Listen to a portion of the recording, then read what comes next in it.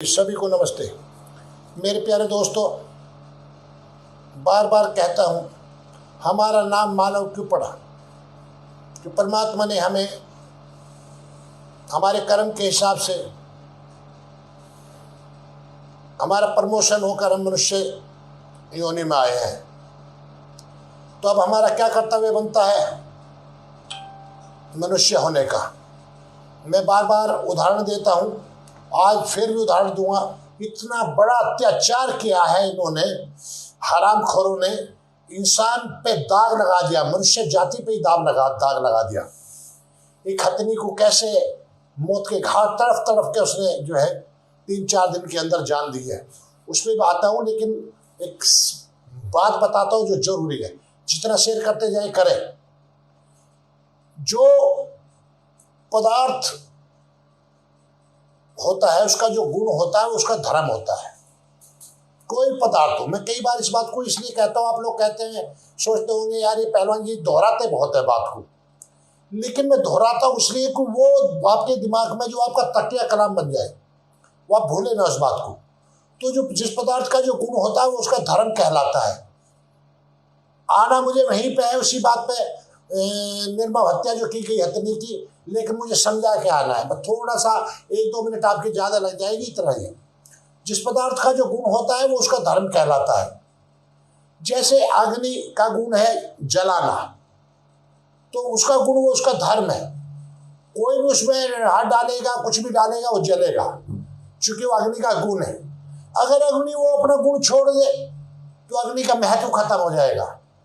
इसलिए जो मानव हम कहलाने वाले, परमात्मा ने हमें प्रमोशन करके हमारे कर्मों अनुसार हमें मानव योनि में जन्म दिया है। मानव मन है, यानी कि मानव नाम हमारा पड़ा है। किसने पढ़ा है? कि हम मनन करने वाले हैं, बुद्धि दी है हमें, इसलिए हमारा नाम मानव पड़ा है।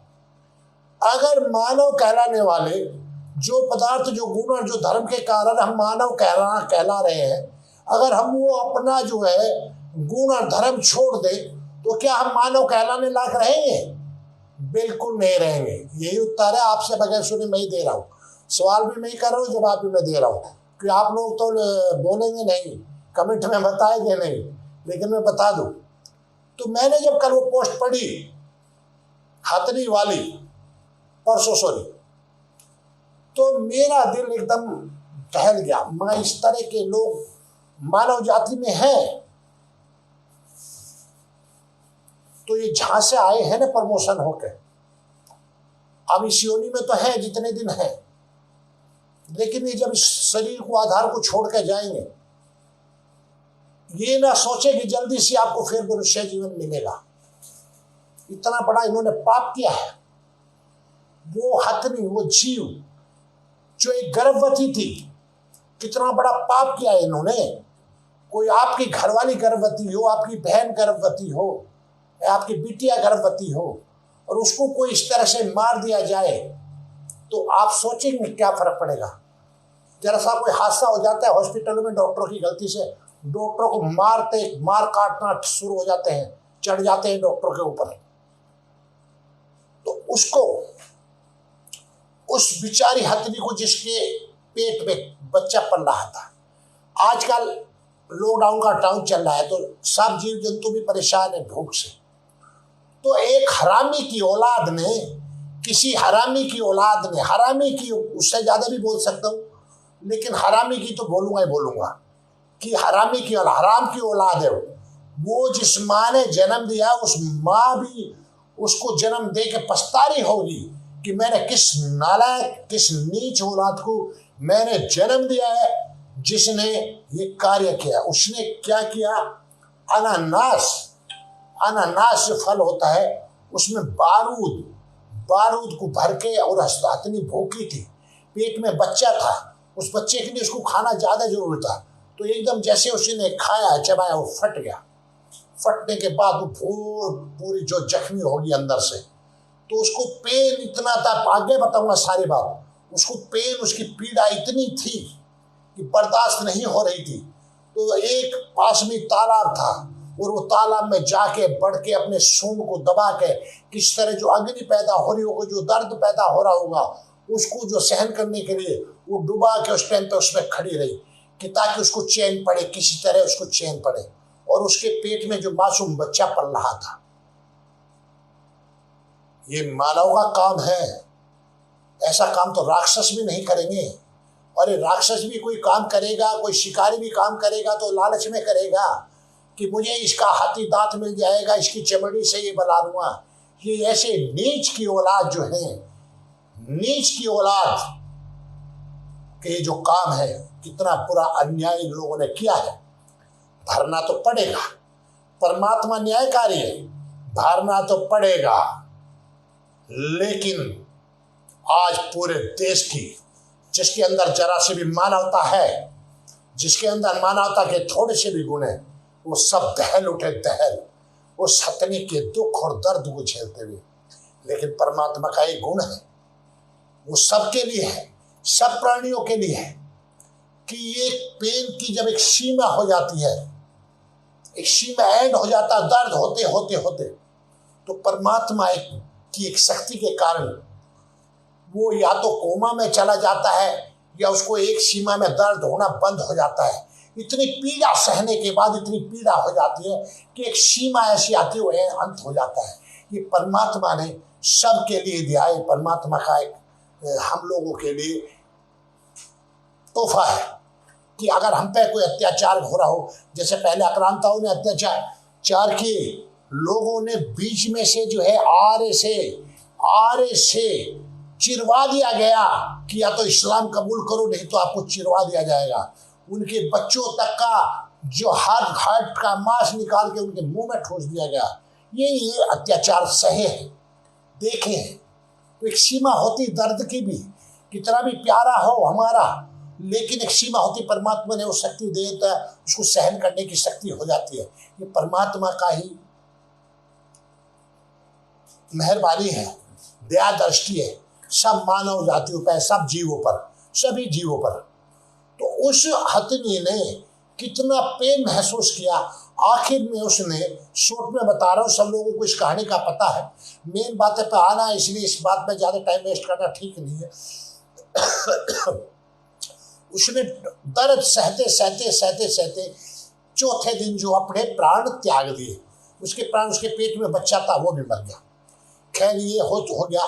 जिसने किया है वो तो एक नीच हरामी की औलाद है।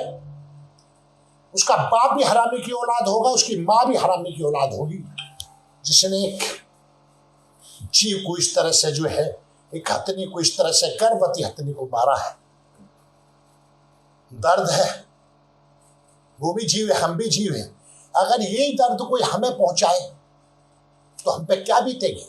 या उस हरामखोर को भी सरकारों को वही दर्द देना चाहिए, ताकि आगे दोबारा किसी की हरामखोर की हिम्मत ना हो। हमारी एक उंगली कट जाती है, कितना दर्द होता है। हमारे बच्चे के, जिसको हम प्यार करते हैं, जरा सा कुछ लग जाता है, हम तड़फ उठते हैं कि हाय मेरे बच्चे को कितना दर्द हो रहा होगा, हाय मेरे भाई को कितना दर्द हो रहा। किसी के भी, हमारे जीवन में, किसी के, माँ के, बाप के, बच्चे के, जरा सी उंगली में चोट कट जाए, कुछ हो जाए, कितना दर्द हो जाता है। एक्सीडेंट हो जाए, कितना वो होता है। और उसको इन लोगों ने 4 दिन तक तड़पते नहीं और दम तोड़ा। खैर दोस्तों, न्यायकारी परमात्मा है, उसने अपना काम किया है। उस दुष्ट ने तो न्याय परमात्मा करेंगे। अब मैं आ जाता हूं दूसरी बात पे। ये ऐसे लोग जो हैं, ये कीड़े मकोड़ों से ही सजा काटते हुए मनुष्य योनि में आते हैं। और इनको उसी तरह का जो संस्कार होते हैं ना, संस्कार जो हमारे साथ आते हैं।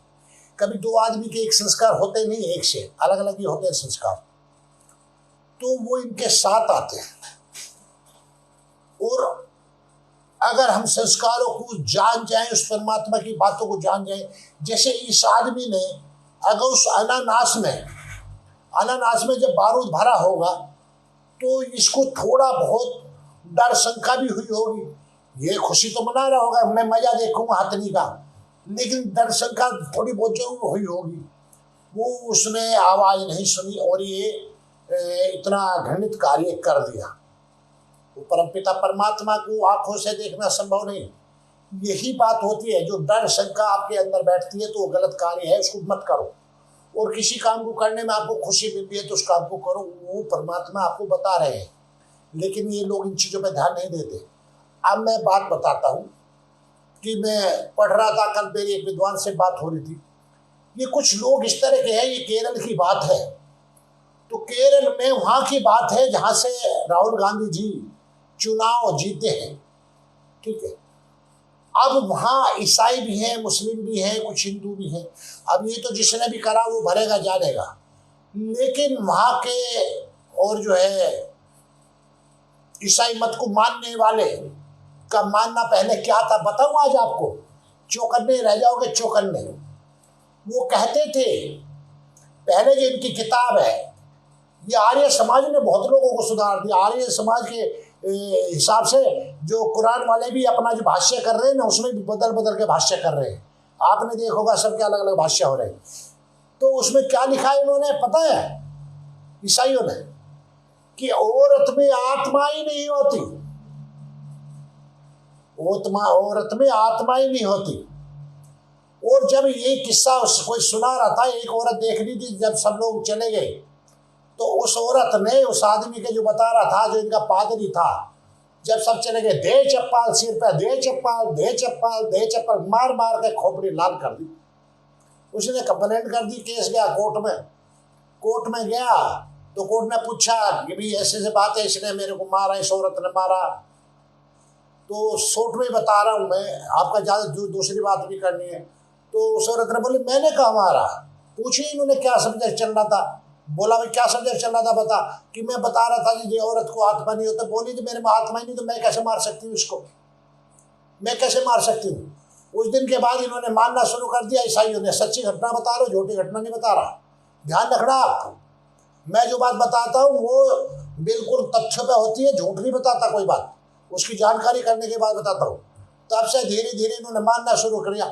जब से आर्य समाज से इन लोगों की डिबेट होने लगी तो अपने इन्होंने जो है बाइबल में थोड़ा बहुत परिवर्तन करने की कोशिश करी। जब तो कहते हैं ओल्ड बुक और न्यू बुक, ये कहते भी, अब देखना होगा आपने। तो ये, और हमारे इस्लाम वाले भी, मेरी एक से बात हो रही थी और वो डॉक्टर है, वो कहाँ का है, कानपुर का। वो रिकॉर्डिंग मेरे पास होगी तो मैं उस पर डाल दूंगा। तो मैं उससे ऐसी बात हो रही थी, भाई जीव हत्या तो गलत है, ये सब परमात्मा ने बनाए हैं तो हमें मारने का अधिकार नहीं है। वो बोला कि ये कहाँ जाएंगे, इतनी भीड़ हो जाएगी। मैं तेरा तुमने ठेका ले रखा क्या, ये उस परमपिता परमात्मा का काम है, जान लेना देना उसका काम है, हमारा थोड़ा ही है। किन की संख्या बढ़ेगी, किन किन बढ़ेगी। बोला नहीं, इनमें तो जीव होता ही नहीं, इनमें जीवात्मा होते ही नहीं। मगर भाई जीवात्मा नहीं होती तो इनको भूख लगती है ना, इनको हाँ, प्यास लगती है ना, हाँ, ये चलते दौड़ते हैं इनको, हाँ, तू मारने को दौड़ता तो अपनी जान बचाने को दौड़ते हैं इनको, हाँ, और ये काम मगर तेरे साथ भी होता है, तुझे भी भूख लगती है इनको, हाँ, तेरे को कोई मारे तो जान बचाने को भागेगा, तेरे भी दर्द होगा, हाँ, मगर तो जो तेरे अंदर जीवात्मा वही उसके अंदर है। समझ गया। ये एक डॉक्टर की बात बता रहा हूँ, कानपुर का डॉक्टर है वो, सैयद अली नाम है उसका, सैयद अली। मैं नंबर दे दूंगा, किसी को चाहिएगा तो व्हाट्सएप पे मेरे नंबर पर लेके मेरे से वो कर सकते हैं, और मैं आपको उसका नंबर भी दे दूंगा, आप बात भी कर सकते हो। तो ये इन मानसिकता के लोग हैं, इनको नहीं पता कि कर्म के हिसाब से हम जो है मनुष्य बने, जीव कीड़ी मकोड़ा हाथी घोड़ा सब बने। अब और बात बताओ आपको, ये लोग ये सोचते हैं कि एक कीड़े को मार दिया या एक छोटे जीव खरगोश को मार दिया तो कोई पाप नहीं किया, हाथी को मार दिया घोड़े को मार दिया तो थोड़ा बहुत पाप किया। अब इन मूर्खों को ये नहीं पता जीव आत्मा जो है निराकार है, उसका आकार नहीं होता। वो हाथी में बड़ी छोटी नहीं होती कि हाथी में बहुत बड़ी होगी और कीड़ी में छोटी होगी, ऐसा नहीं है। दो ही चीज है जो निराकार है। जो सर्वशक्तिमान है वो भी निराकार है, चेतन है। और एक जीवात्मा, वो अल्पज्ञानी है लेकिन वो भी चेतन है, वो भी निराकार है। बाकी दुनिया में तीसरी कोई चीज चेतन होते हुए निराकार नहीं है पूरे ब्रह्मांड में कहीं भी। और हो तो मेरे को बता दो कमेंट में, हो तो बता दो। दो ही है, जीवात्मा और परमात्मा जो चेतन है, और पूरी दुनिया पूरी ब्रह्मांड में जहां तक भी दुनिया सिर्फ दो ही है, जो निराकार है, जिनका आकार नहीं है, और वो है, उनका अस्तित्व है। ये है बात जानने की, मानने की। तो ये ना सोचिए कि आपने छोटा पाप कर दिया, बड़ा पाप कर दिया। पाप पाप है, हत्या हत्या है, चाहे मनुष्य की हत्या हो, चाहे हाथी की हत्या हो। इन लोगों को वही दंड मिलना चाहिए जो मनुष्य की हत्या में मिलता है। इन लोगों को फांसी होनी चाहिए। किस तरह से उस हाथी ने इसका क्या बिगाड़ा था भाई। इसलिए मैं कहता हूँ, बार बार इसलिए मैं कहता हूँ कि जितने भी ये अपने इस्लाम को मानने वाले हैं, और मैं ईसाइयत पे बाद में किसी दिन बताऊंगा, जिनका किसी जो ये जिहाद करते हैं अल्लाह की राह में इस्लाम को फैलाने के लिए, बार बार मैं बताता रहता हूँ, तो इसी कड़ी से जोड़ के बता रहा हूँ। इसका कोई लेना देना नहीं था जिसने उसको मारा, उसने खा लिया क्यों। एक वो भी चल रहा है, एक इस पे उसको मैं क्या बोलूँ, बुद्धिजीवियों का बनाया हुआ है। तो बच्चा अंदर से, हथनी का बच्चा कह रहा है कि माँ देखने में तो अनानास लग रहा था वो, लेकिन पता नहीं उसके अंदर बारूद कहाँ से आ गया। तो हथनी क्या जवाब दे रही उसे, बेटा देखने में तो ये भी मनुष्य लग रहा था जिसने मुझे यो अनानास का लालच देकर बारूद खवा दिया। देखने में तो ये भी मनुष्य लग रहा था, मनुष्य के रूप में था, जिसकी वजह से आज तू भी तड़प तड़प के मर रहा है और मैं भी तड़प तड़प के अपना शरीर त्याग रही हूँ। ये हथनी के जवाब है, हथनी कह रही है। ये एक बहुत बुद्धिजीवी ने उसकी कल्पना करके उस चीज को पेश किया है, उसको लिखित में दिया है, एक कार्टून के रूप में दिया है। बुद्धिजीवी तो है।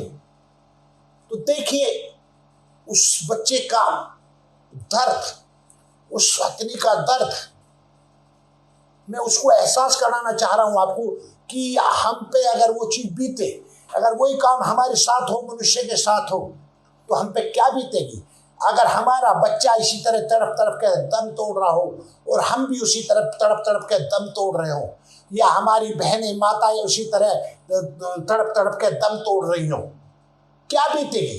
कल्पना करने के लिए मनुष्य आपको बुद्धि दी है, मन करने वाला बताया है, इसलिए आपका नाम मानव पड़ा।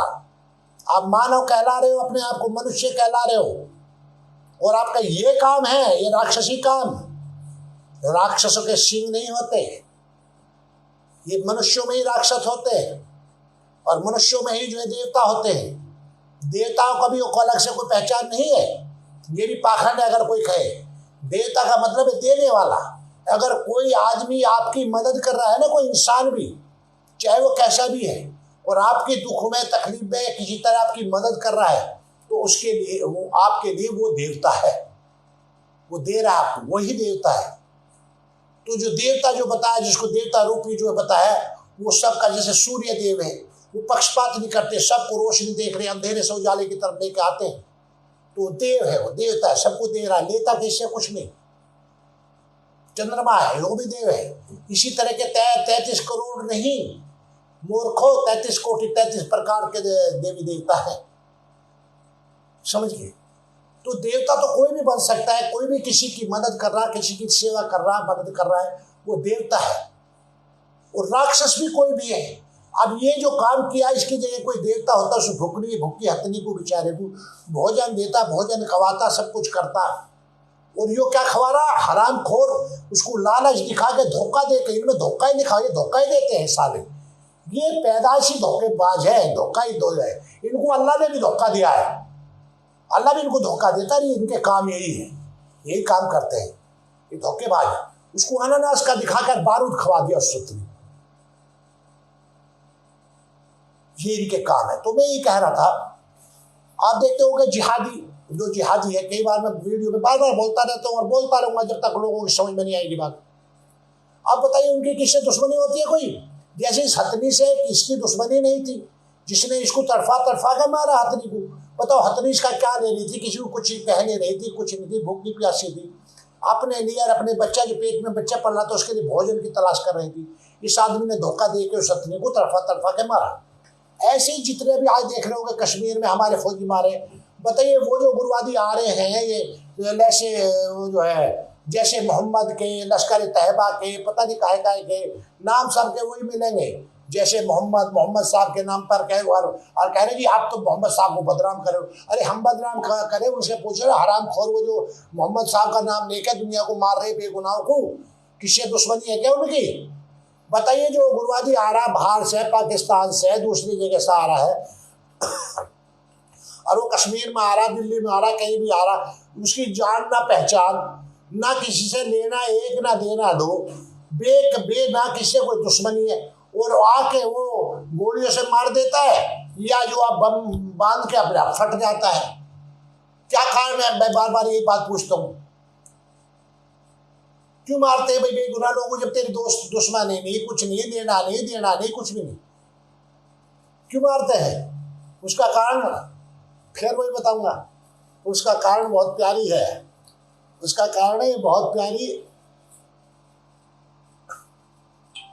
देगा दिखाई, आया नाम बताएंगे। ये है बहुत प्यारी चीज, ये कुरान पाक, कुरान मजीद, आसमानी किताब इसका नाम है। इसमें अल्लाह ताला फरमाते हैं कि ये मोमिनो, मैंने तुम्हें जो है जन्नत के बदले खरीद लिया है, अब मेरी राह में जिहाद करो, मेरी राह में जिहाद करो, इस्लाम का परचम लहराओ, और उसमें अगर तुम लड़ते हुए शहीद भी होगे तो मारा मत जानो, मेरे पास आपका इंतजाम है, पूरे इंतजाम है। यहाँ क्या है? यहाँ तो कुछ भी नहीं, धरती पे आपके लिए वहाँ 70 हो रहे पाकीज़ा बीबी, नीचे नहरें बह रही हैं, अंगूर के बाग है, पूरा कोठा खोला हुआ है वहाँ। उसके बदले में, इसके बदले में अल्लाह ताला ने उनको खरीद लिया है। नहीं तो किससे क्या दुश्मनी बताइए? बिना दुश्मनी के आदमी मारे, लेना एक ना दे, उनका मतलब क्या? मुझे ये कोई बता देगा? अगर कोई मेरा मोमिन भाई जुड़ा हुआ हो, मैं उसका एहसान नहीं भूलूंगा। मुझे अगर इस बात को बता देगा कि भैया उनका लेना एक देना दो, कोई दुश्मनी, कोई जमीन का बंटवारा नहीं, कोई भाईचारे का बंटवारा नहीं, वो क्यों आके मार देते हैं, क्यों लोगों को जो है उड़ा देते हैं? क्या कारण है? क्यों अल्लाह की राह में जिहाद करते हैं? क्या कारण है? कोई बताएगा? कोई जवाब दे दे तो मैं उसका बड़ा आभारी रहूंगा। कोई मोमिन, कोई आलिम मेरा जवाब दे देगा भाई वो क्यों, जैसे मोहम्मद के नाम पे, लश्कर तौबा के नाम पे है, मोहम्मद साहब के नाम पे आते हैं संगठन बना के और मार देते हैं बेगुनाह को। उनमें छोटे छोटे बच्चे भी होते, औरतें भी होते, बूढ़ी भी होते। कोई बताएगा क्या? मैं उसका एहसास नहीं बोलेगा। अगर कोई मेरे मुसलमान भाई, मेरा कोई आलिम बता दे जी इसलिए मारते हैं, वो इसलिए मारते हैं, सिर्फ एक ही है, वो डांटेंगे, मना करेंगे, लेकिन प्रूफ है मेरे पास ये रहा कुरान। वो मारते सिर्फ काय के लिए? कोठे के लिए, जो अल्लाह ताला ने कोठा खोला हुआ है, जो लालच दिए। वहां दारू भी अल्लाह अपने हाथ से दारू, जो कोठे पे सुविधाएं हैं वो आपको सारी सुविधाएं जन्नत में मिलेंगी। अच्छा, कोठे पे तो आपको बाथरूम में जाना पड़ेगा भाई, खाओगे तो निकलना भी पड़ेगा, ठीक है, लेकिन वहां उसकी भी दिक्कत नहीं। खाओ जाओ, मौज लियो जाओ, खाओ जाओ, वहां 6 दिन नहीं निकलने का ना। जो जहां से खा रहे हैं ना वहीं से निकलेगा, यानी कि डकार आएगी और सब हजम। नीचे का छेद नहीं जन्नत में, नीचे का छेद बंद कर देता है अल्लाह ताला। आज जब छेद ही बंद कर दिए, अभी मौलाना कहते हैं वहां 72 होरे मिलेंगी। मेरी कोई बहन भी देख रही है, मेरी बिटिया है, खैरी है, समझदार है। अब बताइए फिर क्या करेंगे? बबीता बिटिया मुझे माफ कर देना, मुझे बोलना पड़ रहा है। ये लालच देते हैं, वहां कोठा खोला हुआ है, उसके लालच में ही जो है ये बेगुनाह लोगों को मार देते हैं। और मेरे जो है, जो आलिम है, जो कहते हैं बहुत बुद्धिजीवी मुसलमान है, वो कभी ऑब्जेक्शन नहीं उठाते, कभी उनके लिए कोई बात नहीं कहते, कभी ये फतवा जारी नहीं करते। भाई ये पाकिस्तान से कहीं भी है तो बात तो एक ही है। ये कहते हैं वैसे तो हम, हमारा दीन है, 57 देश है, सब हमारे हैं, मुसलमान कहीं का भी हो, सब एक है। अब भाई कहीं का भी है तो वो जो मुसलमान जो काम करे उनके लिए, आप जो रोडों पे आते हो, कभी तुमने कुछ किया है तो उनके लिए ऐतराज किया है? उनके बारे कभी बोले हो? कभी बोलते? क्या बोलते? बस अभी मीडिया पे आके जब जवाब नहीं बनता, हम उनकी निंदा करते हैं, मजम्मत करते हैं। निंदा नहीं, मजम्मत करते हैं। बस मीडिया पे आके बोलते हैं, ऐसे लोगों की हम मजम्मत करते हैं। मजम्मत से काम चलने वाला नहीं है। हराम खोरो, उनके खिलाफ खड़े हो, वो बेगुनाह लोगों को मार रहे हैं, वो नहीं देख रहे उसमें मुसलमान है कोई क्या है, वो तो देख रहे काफिर है, काफिरों के साथ में दो चार मुसलमान भी उड़ गए तो कोई बात नहीं, कोई फर्क नहीं पड़ता उन पर।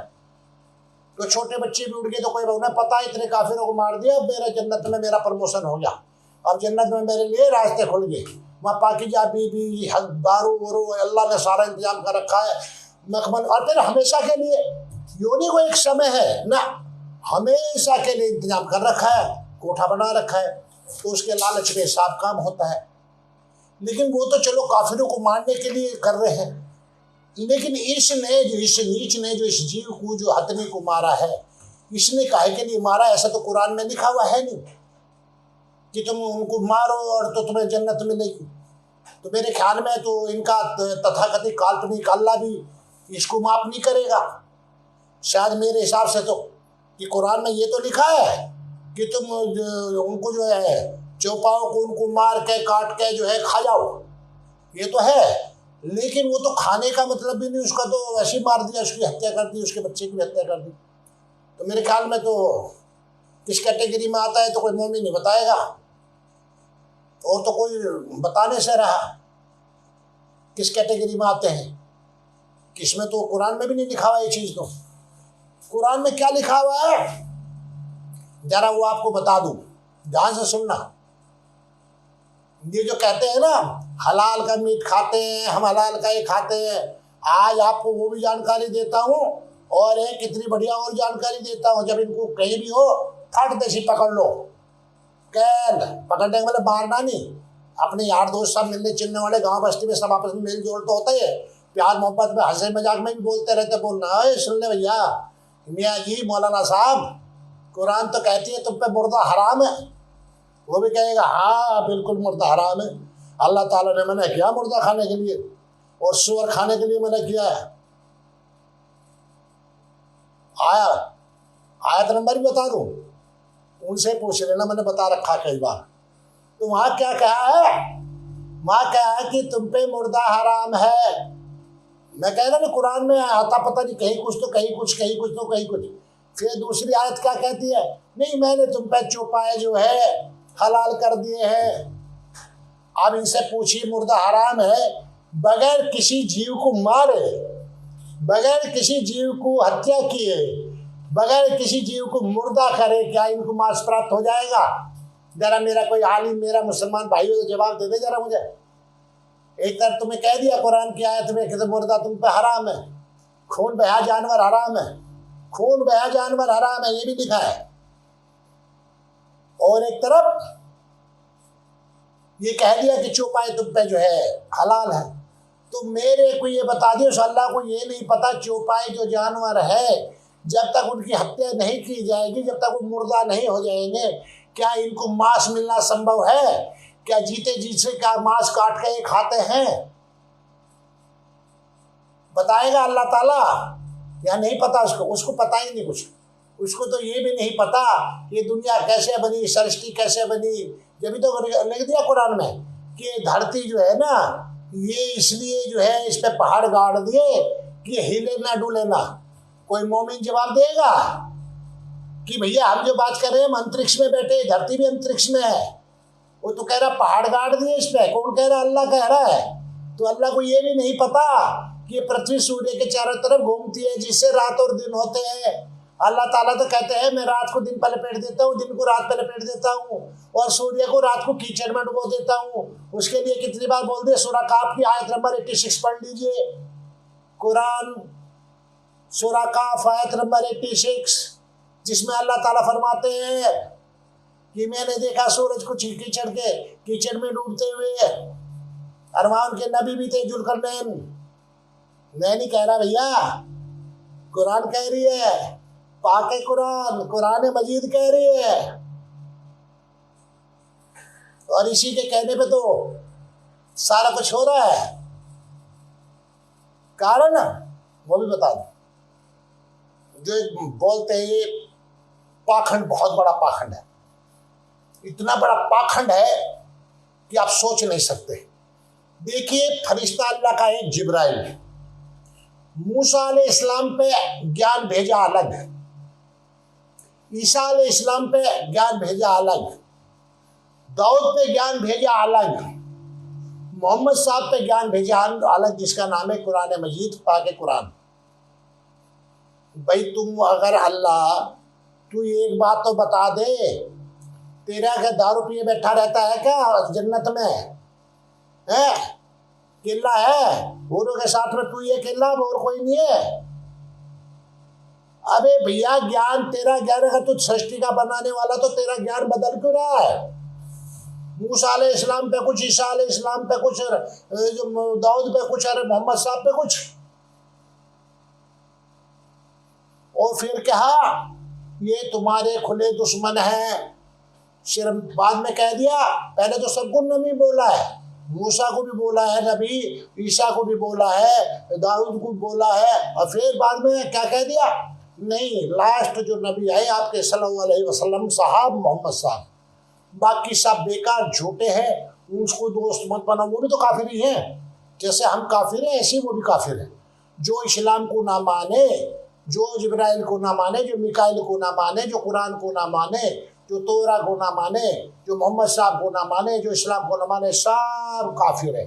इसके लिए देखिए सूरह बकर के आयत नंबर 98 पढ़ लीजिए, जिसको जरूरत है वो देख लीजिए। सूरह बकर आयत नंबर 98।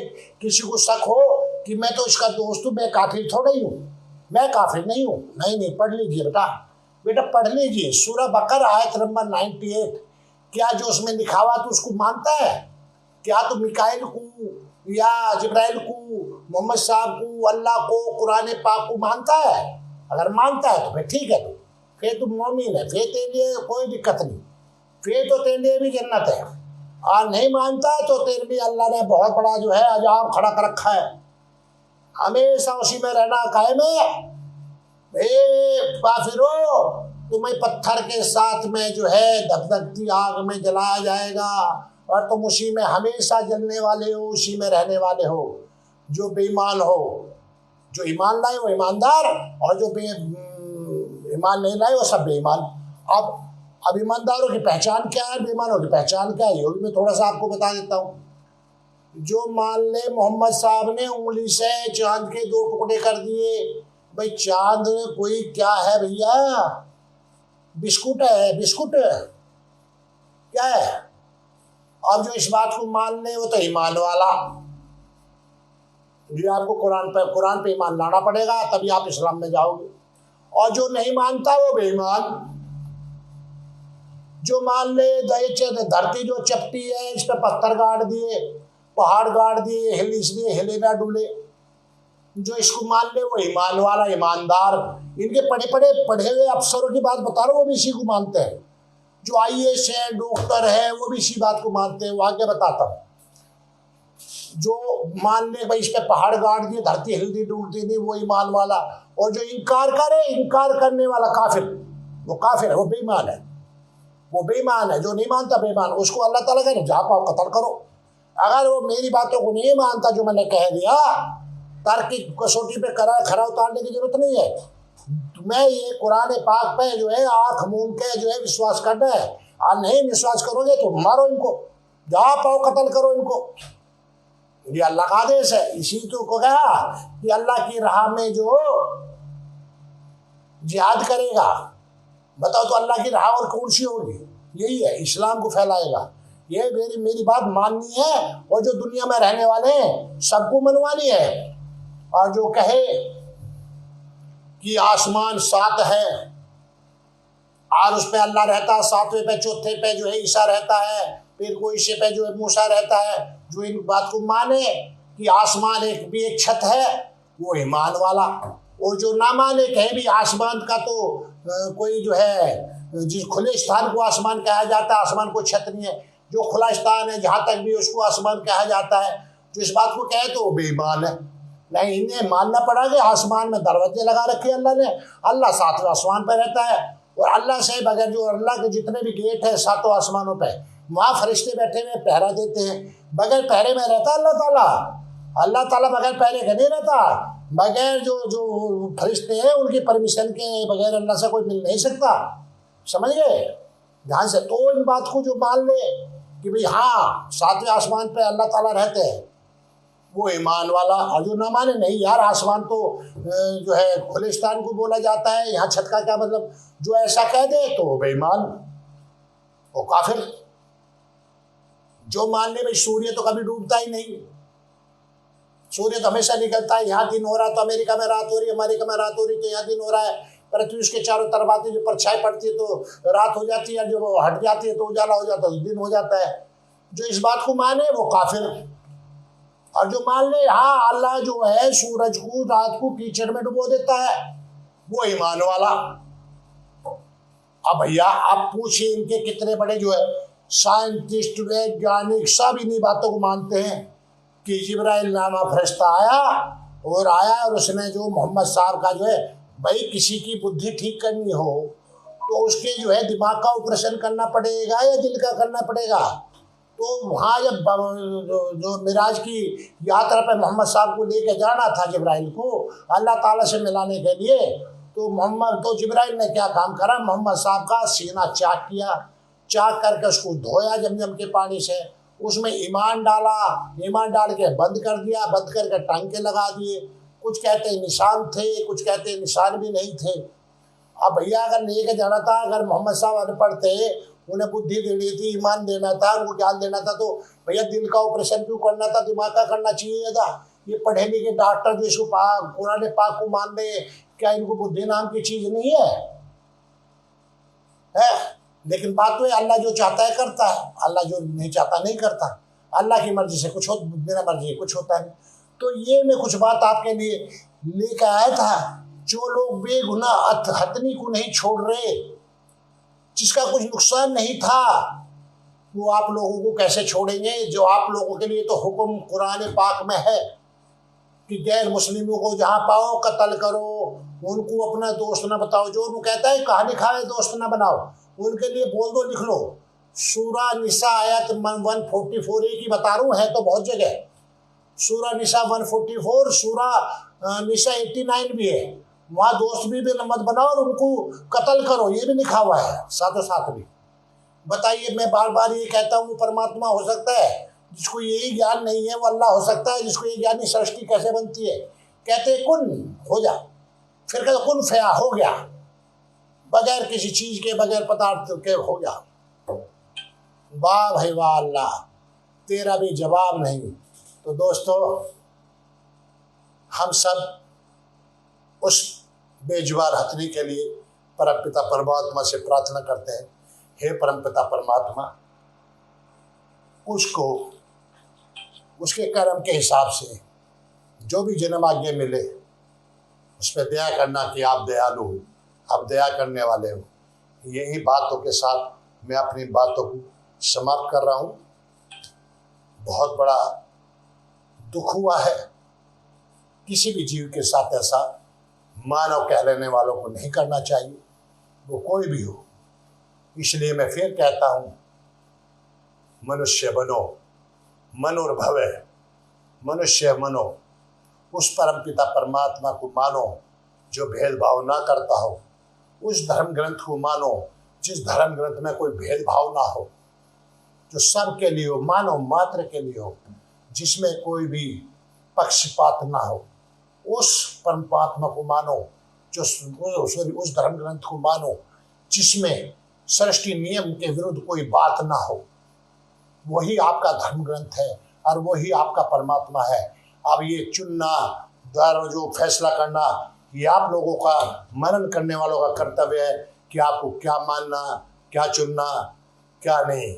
मैं तो एक छोटा सा ABCD जानने वाला धर्म का एक छोटा सा कार्य करता हूँ।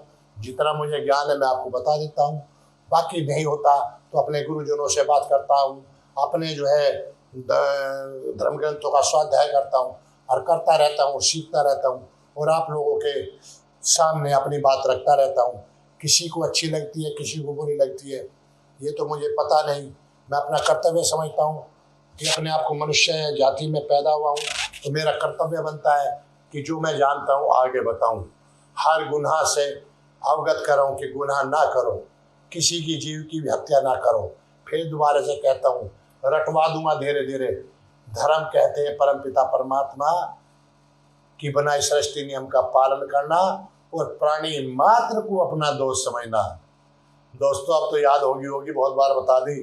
अब आप कोई पूछेगा धर्म किसे कहते हैं, धर्म की परिभाषा, अब तो बता दोगे, फिर याद कर लिया करो कहे जाते हुए भी, और सोचे करो कि परमात्मा की बनाई सृष्टि नियम क्या है। यार ये पहलवान बोलता रहता है, अरे वो नियम ही है, अपने आप को देख लो कि आपकी दो आंखें यहाँ लगाई हैं, मुंह लगाया है, नाक लगाई है, अरे आंखें पीछे लगा देता चूतड़ों पे तो, और मुंह भी पीछे चूतड़ों पे लगा देता तो 72,72,72,10,102 नाड़ियां पूरा डॉक्टर जगत पता कंडे जो मैं बोल रहा हूँ झूठ हो तो। मनुष्य के शरीर में 72,72,10,102 नाड़ियां होती हैं, उनको फिट करना वो परमपिता परमात्मा और शिल्पकार है।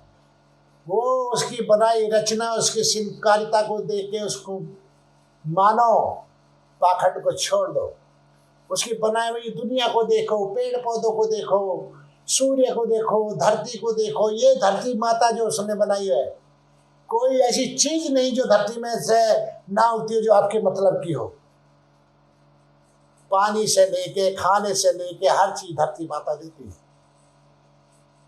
क्या सोच रहे हो? अच्छा मैंने सोचा, मेरे में विचार, आप कहेंगे हवा कहाँ से आई, ऑक्सीजन कहाँ से आई, वो तो धरती में से नहीं आती। हाँ मुझे पता था यही कहोगे कि है नहीं, मैं अपनी तरफ से आपको जो सवाल भी और जवाब भी दे रहा हूँ।